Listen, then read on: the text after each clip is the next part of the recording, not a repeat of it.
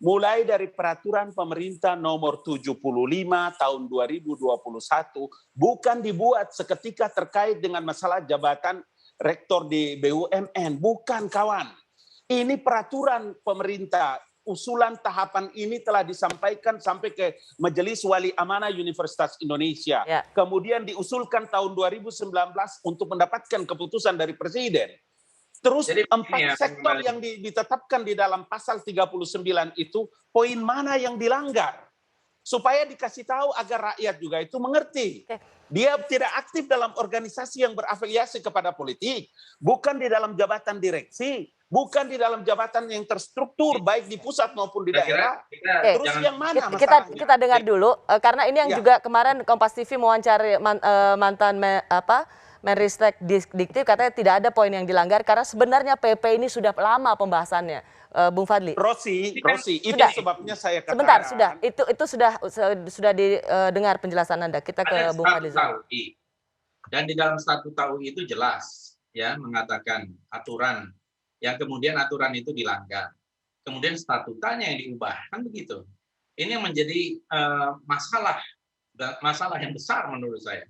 Jadi dengar Fat. Ya. Statuta itu dirubah bukan seketika karena terkait dengan jabatan rektor sebagai wakil BUMN.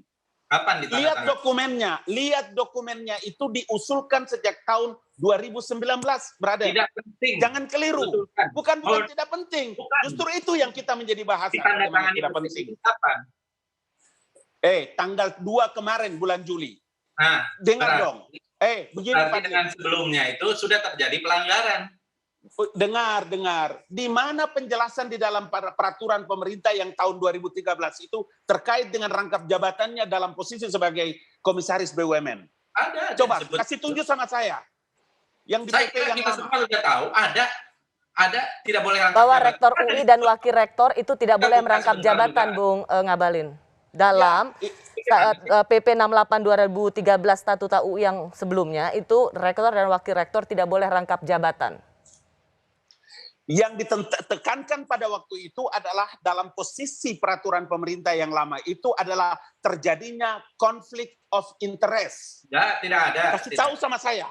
Coba dibacakan dong. Kasih tahu sama saya tentang konflik of interest mana yang menjelaskan tentang PP itu. Biar jelas, jangan melintir-melintir. Jadi gini, bukan melintir karena Bung Ngabalin, ini tapi dipandang sebagai di tengah masa pandemi di mana energi harusnya tercurah pada upaya-upaya yang lebih baik.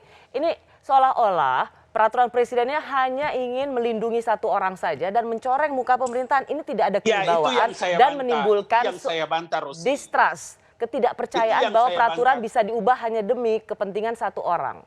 Makanya saya bantah. Kenapa itu saya harus bantah? Supaya tidak dibully hari-hari di media sosial karena orang tidak mengerti. Makanya saya bilang yang nyinyir itu diperiksa isi kepalanya. Dia mengerti nggak tentang peraturan yang lama dan peraturan yang baru? Kalau enggak nanti pusing orang.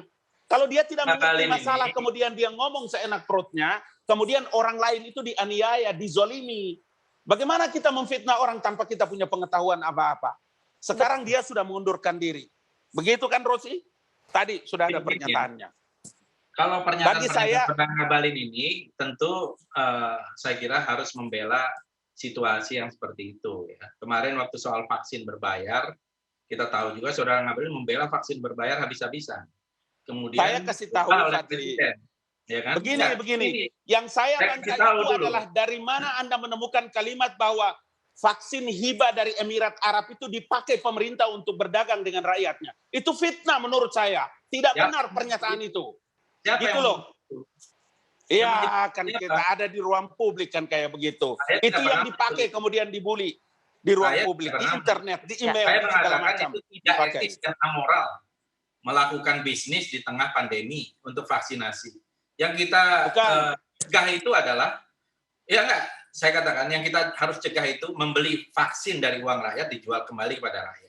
Dan jangan sampai vaksin itu yang menyesatkan publik. Itu yang menyesatkan jangan sampai vaksin hibah Sinovac itu yang diperjualbelikan. Ada dua hal di sini ya yang diributkan. Yang kemarin adalah soal vaksin berbayar, individual boleh berbayar, itu sempat diributkan dan kemudian oleh Presiden Jokowi juga dibatalkan.